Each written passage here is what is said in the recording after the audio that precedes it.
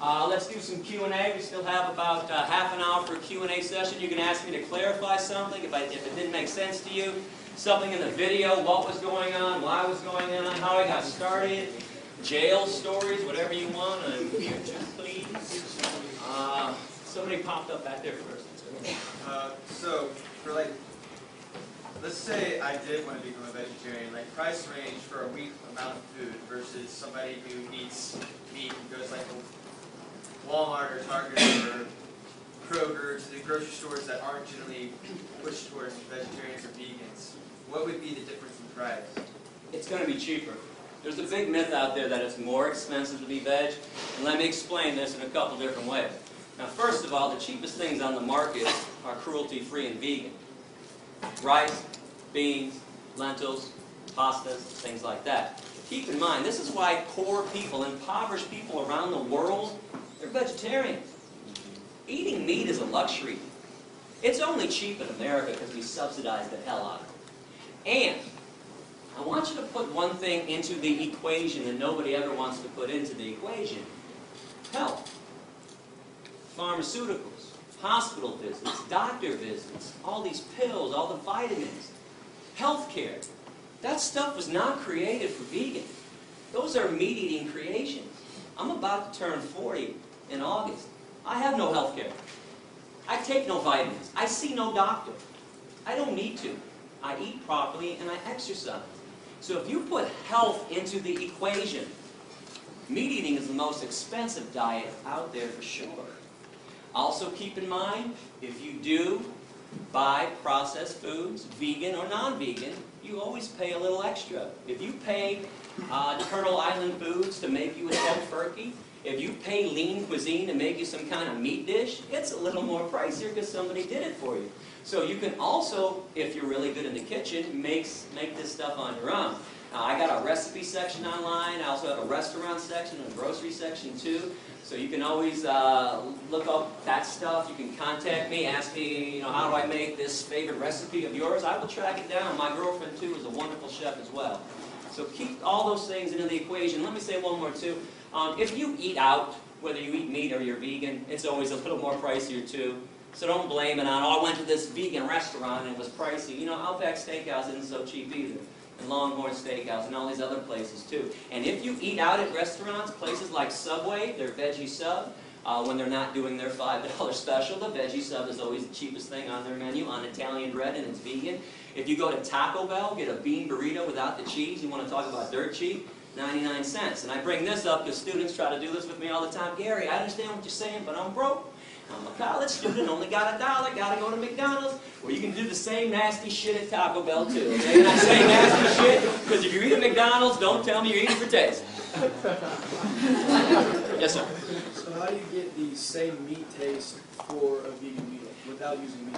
Yeah, if you use the right combinations of vegetables and spices, you'd be amazed what you can mimic. For instance, there's a lot of mock fish that's out there. I was talked about the shrimp from that company. If you go to a website called Veggie World, V-E-G-I-E, 1G, veggieworld.com, they got fake lobster, they got cod, they got salmon, any fish product you're looking for, they use seaweed. Seaweed gives it a fishy smell and a fishy taste.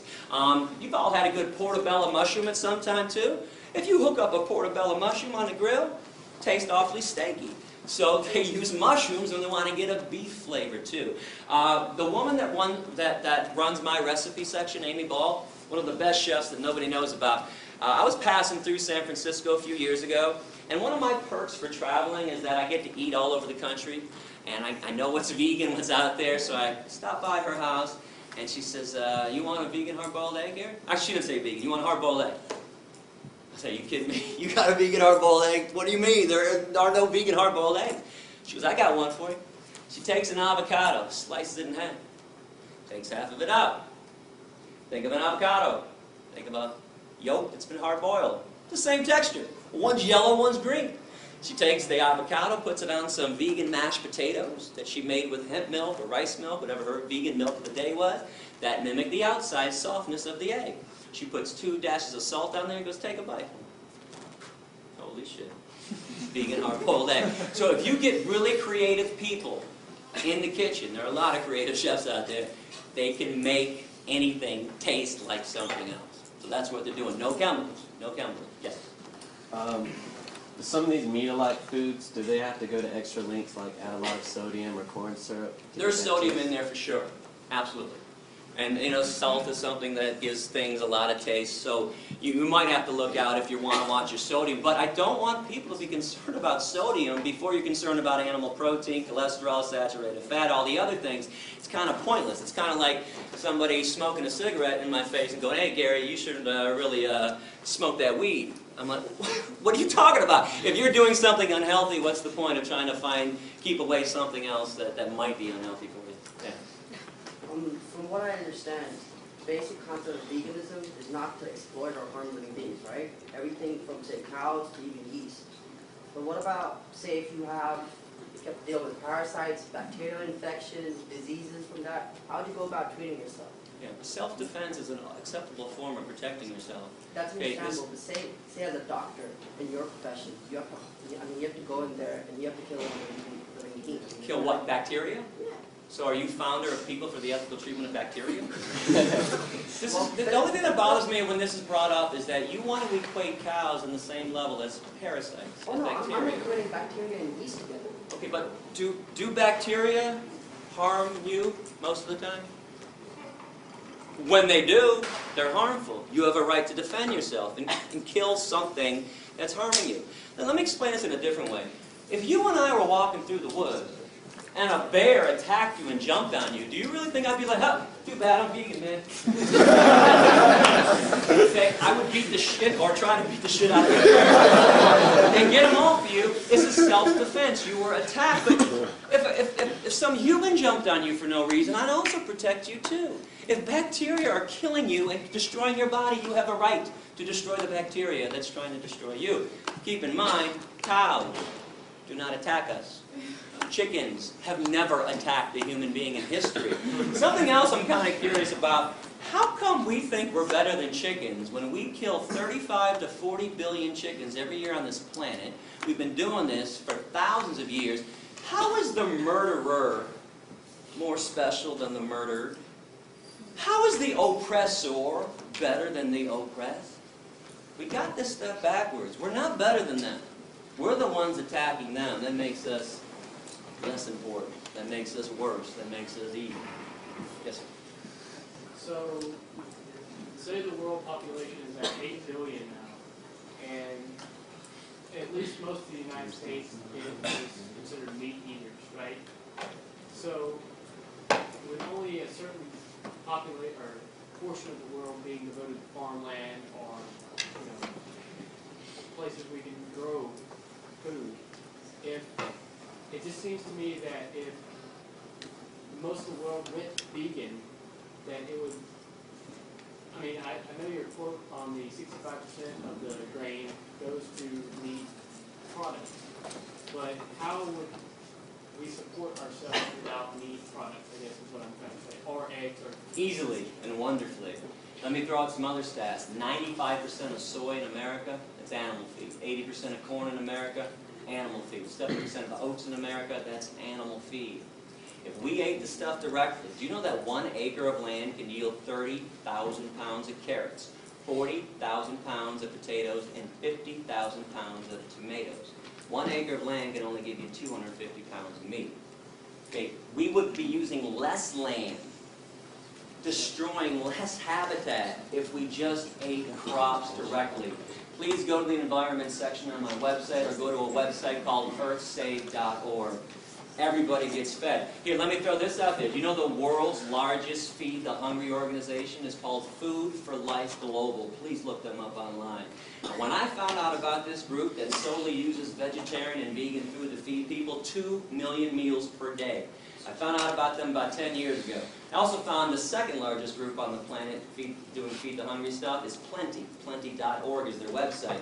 Both are vegetarian groups. Now, I sent a letter to both presidents saying, oh my God, this is wonderful. Finally, somebody realized you don't have to harm animals to help people. I got letters back that were almost identical. They said something like this: it's not that we do this for ethical reasons. We don't want to argue with you. We don't want to debate you on that. We do this because it's cheaper, And we feed 20 to 30 times the amount of people when we use vegetarian food than when groups use meat. Another question, somebody up here, right there. I agree with you in the vegetables and fruit and all that stuff is really good for you, but I guess would say processed soy is bad for you because it causes the body to generate extra estrogen. Well, here's something interesting on that. If estrogen is people's concern about soy, meat and cow's milk have twice the amount of estrogen that's found in soy. But let me break this down for you. So the estrogen that's found in soy is a phytoestrogen, P-H-Y-T-O, plant-based. Phytoestrogens cause no harm to the human body whatsoever. It's animal estrogens that drive the body crazy. But I got some good news for you. If you're really concerned about eating soy, you don't want to do it, don't do it. Eating soy does not mean that you can't be vegan or not eating it. There's wheat meat, or just get down to the nuts and bolts of veganism. Go fruits and vegetables, lentils and beans, and things like that. So you don't have to make soy part of your diet. And if you want to go to my website, I hope you do. I got a brand new section about all the myths out there about soy. A lot of them are being spread by Mr. Michael Pollan, The Omnivore's Dilemma. And by the way, what the hell is the dilemma? Is being kind instead of cruel really problematic to people? Michael Pollan, by the way, is a hunter, is an unpaid spokesman for the meat and dairy industries. Please do not go listening to the Food Incorporated movie or to his Omnivore's Dilemma book. He's nothing but Ted Nugent light. I was just wondering if you only bought products made in the U.S. because you're advocating like cruelty-free, but then what about like cruelty to other people in sweatshops? Do you only buy American? Oh yeah, nowadays you can look at the tag, and it's from Hemptown. I buy my stuff from vegan companies that pay a fair wage, and yeah, I don't do the Target stuff anymore, the Kohl's or anything like that. There are a lot of other issues to be concerned about, and I'm glad that this is brought up. But let's keep in mind the main form of cruelty on the planet is what we do with the animals. But please get involved in other issues like avoiding sweatshops, trying to buy locally and all that stuff. Do you find that it's affordable to buy? You know, I got 3 of these shirts. I just ordered them. They were $9 each. And they were dirt cheap too. It's not as difficult as people think to live ethically. It only seems that way because we're used to the other way of not caring about where products come from, not caring about what happens to other animals and to other human beings. What country were you kicked out of? Canada kicked me out first in 1999. This happened because in 1997 I decided I wanted to do more than just be vegan. I wanted to actually free animals who were being held captive. So I went to a mink concentration camp, a fur farm for animals, the Ebert's Fur Farm in Blenheim, Ontario. Now, I'm from Michigan, so Canada's right across, half an hour, 45 minutes away. So I went to this farm and I opened up the cages for 1,542 mink. Now, mink in the fur industry are killed 2 ways. One, they have their necks manually broken. They take them out of a cage and snap their neck against somebody's knee, or they gas them back to the concentration camp stuff. Now, things went badly that evening. I was arrested, and quickly 540 mink actually escaped that night. Holes were cut in the perimeter fence. There was a little dirt road. And then there were 600 acres of forest. That's all they had to do was get across the street, find a way out. Unfortunately, 1,000 mink never made it off the grounds. For that, they were doomed. All I can give them or anyone else would be a chance to be free. I mean, let's face it, if you were all being held in captivity, you were going to have your neck snapped, your skin ripped off your body so somebody else could make a pair of slippers. You'd all be going, man, I hope Gary's coming by tonight. Open up this damn cage, give me a chance. So I got arrested that night. I was put in maximum security, by the way. I was given a 6-month sentence. I did 77 days before they deported me and threw me out, made me persona non grata. And let me just tell you a quick little story, too. While I was in jail, I was with some pretty bad people, child molesters, rapists, murderers, people who tried to stab people. They were trying to teach me a lesson. They put me in one of the worst places around. So they put me in the unit on day 1, kind of a holding unit before they moved me to my unit. And there's a TV set on in the corner. And the alpha male's got the clicker. And he's 5, 5:30, 6, 6:30 noon. Lead story in Canada that night. International terrorist Gary Yourofsky sent to jail tonight. Gary Yourofsky, international terrorist, sent to jail. I got international terrorist with every mention of my name. I'm from Michigan, that's Canada. I am now the local. So, I don't know anybody on day 1. I'm standing in the back of the cell, and they're all huddled around the TV. And they finally realize I'm in there with them. One guy's kind of standing like this, and he's looking around. Hey, that's the guy back there. It goes around, that's the guy back there. Now the alpha male gets in, he walks up to me, pretty big guy, he's like, you an international terrorist? I said, yeah. So that's funny, man, you don't look like an international terrorist. I said, maybe it's because I'm the exact opposite of one. Here's what I did. I freed some mink. They're going to have their necks broken. Now, the first thing he said to me, I preached a lot in jail. First thing everybody said to me was, what the hell's a mink? It's like a big ferret. It's in a rodent family.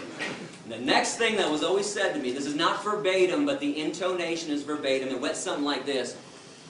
Wait a second. They put you in here with us? Because you freed some rats? And the emphasis was always on us. They knew they were back with us? I said, no, they put me in here with you because I also caused $2.1 million in damage to the mink farm and put the guy out of business permanently to this day, and we don't tolerate economic sabotage in our society. One more thing I want you to think about. When they first arrested me, they refused to give me bail. They thought I was going to bail out, go back to Michigan, and there's no extradition for mink liberation. So I had a 10-day bail hearing. I bring this up because I challenge anyone in this room. Find me a 10-day bail hearing for a rapist, a murderer, or a child molester. Won't do it, but the mink liberator gets 10 days. Now, on day 10, my attorney, Steve Rogan, found out that the same exact judge, Elaine Babcock, that had been denying me bail for 10 days, had just given a man from Michigan, 3 weeks earlier, $1,000 bail, second-degree criminal sexual conduct. Now, you know how judges can give when they don't want to hear something in their courtroom. Boy, she goes flush red, top of her voice. She goes, Steve, don't you dare bring that up in my courtroom. That's got nothing to do with this case, and you damn well know it. Now, I'm sitting over in the defendant's box. I can't talk to my attorney now. He's pacing, but in my head I'm going, don't back down, don't back down, don't back down. So he's pacing and pacing. I'm like, come on, Steve. And 30 seconds later, he turns and he says, you know what, Your Honor? It's got everything to do with this case. My client tried to stop cruelty. And he wants to go to jail at this point and make a statement on behalf of the animals. You gave that guy from Michigan bail for sexually assaulting a woman, and you won't give my client bail? She looks at me for the first time in 10 days. And I was like, $10,000 bail. Now, agree or disagree with law breaking, and I hope you understand everybody that we all collectively admire. Dr. King, Gandhi, Rosa Parks, Henry David Thoreau, Jesus, we're all radical lawbreakers. Every single person on this planet that ever made substantive change was a radical lawbreaker. Even if for some reason you don't think that I should be breaking laws or that people should break laws, you can't tell me it should cost $1,000 to sexually assault a woman for bail and $10,000 to free some rats. Bottom line on this, sexually assaulting a woman doesn't affect the economy. And we just don't care about things that don't affect the root of all evil, money. Question? What got you started in the tattoo? Tattoo is me with a mask on holding a bunny rabbit, and it says Presto et Persto, which is Latin for I stand in front and I stand firm, and it says ALF, Animal Liberation Front, which is a group that goes around, there's no membership, but anybody that goes around and liberates an animal or destroys a place of torture is considered an ALF member. What got me started was my stepdad is a clown in the Shrine Circus. Takes me backstage when I'm 23, and mind you, I got my blinders on too. I could care less about animals besides the dogs that are in my life, or if a chipmunk runs by me, I'm like, hey, look at the chipmunk. Right? But I'm like everybody else. I'm eating dead animals. I can care less about cows and pigs and what they're going through. And he invites me backstage and says, you want to come see the elephants? I'm like, hell yeah, I want to see the elephants. Are you kidding me? Can I bring Wendy with me too? My girlfriend at the time said, yeah, bring Wendy down. So Wendy and I go backstage. We're excited. We're like playfully pushing each other like, I'm first. We get back there and we just stop dead in our tracks. When you see cruelty in front of your face, you don't need somebody to explain it to you. I knew what I was seeing was evil.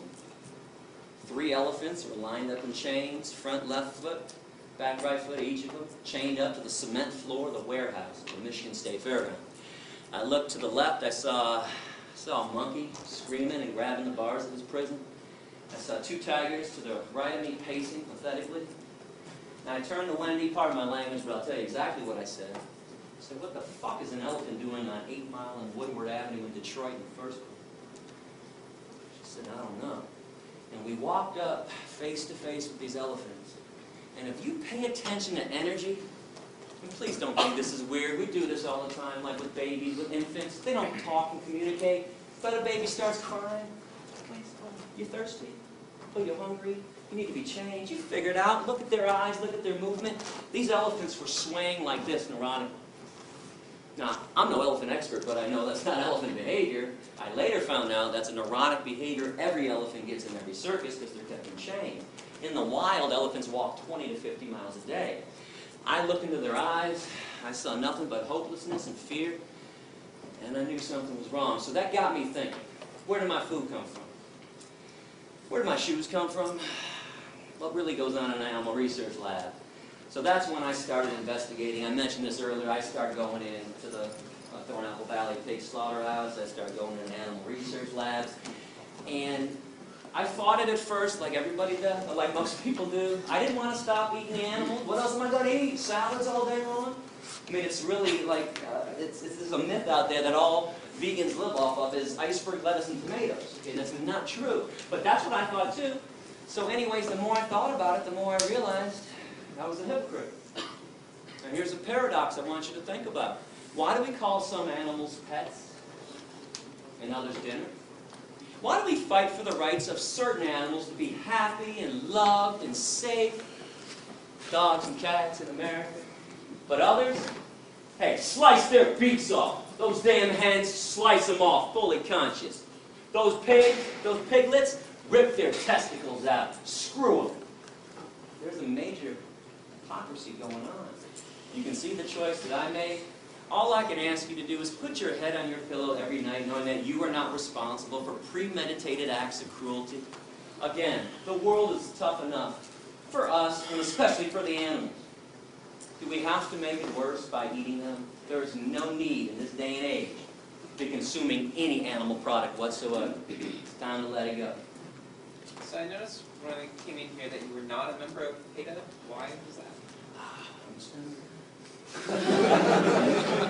Full disclosure, 2002 to 2005 in November, PETA funded my tour. I was never a PETA employee. I took money from them as a sponsor, independent contractor. I take money from anybody to do good things with it. I don't think it's wrong to take evil money and do good things with it. Now, PETA pulled their funding from me in November '05 because they told me that education isn't important. Really? It's the only thing that ever made the world a better place, was teaching somebody else about why they shouldn't discriminate and harm somebody else. But bottom line with PETA, the corporation that is PETA, with their corporate headquarters in Norfolk, Virginia, I'm a money taker and not a money maker. I told you during the speech, and I meant it, I have never once charged a school for a lecture. I've never once charged a professor to pay me to come to their classes. I've never once passed around a collection plate to students. I do not believe you should have to pay to learn about the truth. Now, PETA, it cost me about $64 grand a year to do this tour. 35 to 40 is to travel, hotels, rental cars, food, gas. It's not cheap to live on the road 7.5 months a year. I take the rest so I can just live and pay my own bills, which is meager. It's a meager salary that I get for doing this. But in the end, the accountants came into PETA's headquarters, Ingrid Newkirk's offices. She's the founder and president of PETA, and said, you know, we've given Gary 64 grand for 3 years. That's $192,000. We also gave him $20,000 to put his speeches on DVD that he gave out for free to the students when he was supposed to charge them $10. When I first got these DVDs, people would always come up and say, hey, Gary, I want to share this with my boyfriend, my girlfriend, my dad, my sister, whatever. And I'd be like, oh, great, I got some DVDs. They're $10. And nearly every student would say, I'm broke. I'm a student. What do you mean $10? I'm like, oh, okay, here you go. So I gave out at least 95%, if not more, of my DVDs. Well, PETA found out about that. They were pissed off, and I used to say, you guys make $25 million a year. You can't give out a couple thousand DVDs to people that are actually now begging to learn more about animal rights and veganism. So that, obviously ended our relationship when they pulled their funding from me. But something else, I always condemned PETA when I first started, while I took their money, and now that I don't take their money, I still condemn them. They exploit women. Their tactics are so ridiculous. They're always looking for a naked woman. Like Pam Anderson. They want to put Pam Anderson's boobs on billboards all the time. Now listen, I dig that Pam Anderson cares about animals, honestly. But her boobs don't make anybody go vegan. Now when I used to bring this up with Ingrid, she used to say, do you know how many people see those billboards than see your speech? I'm like, oh, it's not even close. Millions more. Are you telling me guys are walking through Times Square, New York City, there's Pam on a billboard, and they're going, holy shit, look at those tits. Let's get some tofu. There's no connection. No, listen, I understand why sex is used, why women are exploited to sell products. I don't like it. But if you tell guys, spray this on, and 12 women are going to tackle you in the hallway and have sex with you, boy, guys, or I'll give me some Axe, spray it all over me. You tell a guy, you're going to get laid if you buy a Harley, boy, guys want to go get a Harley. But you show Pam Anderson's boobs, nothing. In, out. Doesn't do anything. And there's a lot more horrible things going on in PETA. I actually have an essay on my website. If you click on other animal rights issues, I have an essay entitled What's Wrong with PETA and What's Wrong with the Humane Society of the U.S., which is nothing but an animal welfare group that doesn't want to see the free animals at all. Here, I'm going to go back there. You mentioned the pet thing earlier. How do you feel about if you have pets that are carnivores and feeding them meat? Bad idea. Now, let me preface this. I do not challenge anybody's love for their dog or cat. If you're a sane person, sane people who have dogs and cats treat them like family members, unlike Michael Vick. But you brought up a major problem with them. Now, number one is they're carnivores. Now, this means we have to enslave and kill more cows, pigs, chickens, turkeys, and fish to feed the dogs and cats that we like more than the cows and the pigs. Now, hear me on this. I don't care what carnivores do on their own in the wild. Couldn't care. I got the Planet Life series, Planet Earth series. I watched the National Geographic. I can watch a lion tear a zebra to pieces. It doesn't bother me. But we have no business killing on their behalf. And I'll explain this in a simple way. Who's got a cat? Somebody's got to have a cat in front of somebody? Did you ever go outside and kill birds for your cat? No, it brings them back. Thank you. Cat does it on his own. Nobody kills a bird for their cat, but you pay people at the slaughterhouse to kill birds for science diet, ions, and all the other pet food. Just like we pay people to kill chickens and pigs for us, because most people can't shove a knife into somebody else's throat. So, bad idea to have carnivorous pets. Now, good news, in this day and age, there's vegan dog food and cat food. Now, this being said, I am not here to turn your dogs and cats into vegan. I did not get kicked out of 5 countries. By the way, the other 4 countries somebody had were England, Northern Ireland, Wales, and Scotland. Even though I never set foot on their land ever, they preemptively threw me out because they didn't like my essays. But I did not get arrested 13 times to turn your dogs and cats into vegans. But if you knew what was in dog food and cat food, let me mention the other problem with having dogs and cats: we overbreed them. Every year we murder 5 to 10 million dogs and cats in our shelters every year. These are now slaughterhouses. So there needs to be a moratorium too until every cage is empty. But those 5 to 10 million dogs and cats in shelters that we kill every year, raise your hand if you think they end up in a landfill. Wrong. Once a week, the rendering truck comes around, picks them all up and grinds them up and sells them to Science Diet, Alpo, and Iams, and all the pet food companies. So we're making our dogs and cats cannibals, and they don't even eat real meat that they would normally eat. I never talked about chemicals in all the animals that people eat. This is for you too. This is a whole nother issue on the side that I'm more focused about ethics and stuff. Okay, but they eat chemically laced meat. They eat what's left on the slaughterhouse floor, things that we don't eat. Every time there's a meat recall or a spinach recall for E. coli, you don't think that stuff ends up in landfills, do you? Science Diet, and Alpo, and Iams. So this is why the vegan food is better for them. Now I want to show you something real quick. Actually, I knew this was going to happen this summer. I have never shown this before, but my dog Rex passed away in 2004. He was 15 years old. And Rex was a vegan for the last 9 years of his life. Nature's Recipe vegan dog food formula. Don't tell me Rex doesn't look wonderful, because he does. Because when I traveled with him, and he came with me a lot on the road, I took him to vets when I had to. Every vet freaked out and said, "Oh my God, you can't make your dog a vegan, Gary, because you're a vegan, he's a carnivore." I'm like, "Go ahead, do some blood work on him." They'd all do blood work, call me 3 or 4 days later, say, "Mr. Yourofsky, all the vets from the back room right now, we are astonished. Your dog is in the most amazing health we've ever seen." I said, "Yeah, that's because my dog doesn't eat garbage." And when I say the garbage too, when I was at Thornapple Valley for 6 weeks, every day I saw a truck pull into the lot. The side of the truck said, "Meat not fit for human consumption." I watched the truck go into the alleyway every day, took 3 garbage bins and dumped them out. The garbage bins. Right off to the pet food companies. It wasn't hard to track that now. So this is why that vegan stuff is better. Now the vegan cat food, by the way, is not on the market. You've got to go online. I think vegancats.com or evolution.com. But vegan dog food is at every pet food store that I've seen. It's called Nature's Recipe. Question?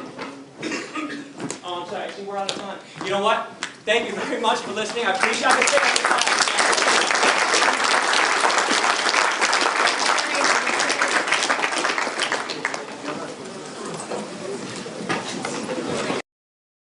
What you can mimic. For instance, there's a lot of mock fish that's out there. I was talked about the shrimp from that company. If you go to a website called Veggie World, V-E-G-I-E, 1G, veggieworld.com, they got fake lobster, they got cod, they got salmon, any fish product you're looking for, they use seaweed.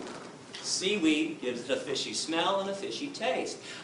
You've all had a good portobello mushroom at some time too. If you hook up a portobello mushroom on the grill, it tastes awfully steaky. So they use mushrooms when they want to get a beef flavor too. The woman that runs my recipe section, Amy Ball, one of the best chefs that nobody knows about. I was passing through San Francisco a few years ago, and one of my perks for traveling is that I get to eat all over the country, and I know what's vegan, what's out there, so I stopped by her house, and she says, "You want a vegan hard-boiled egg here?" Actually, she didn't say vegan. "You want a hard-boiled egg?" I said, "Are you kidding me? You got a vegan hard-boiled egg? What do you mean? There are no vegan hard-boiled eggs." She goes, "I got one for you." She takes an avocado, slices it in half, takes half of it out.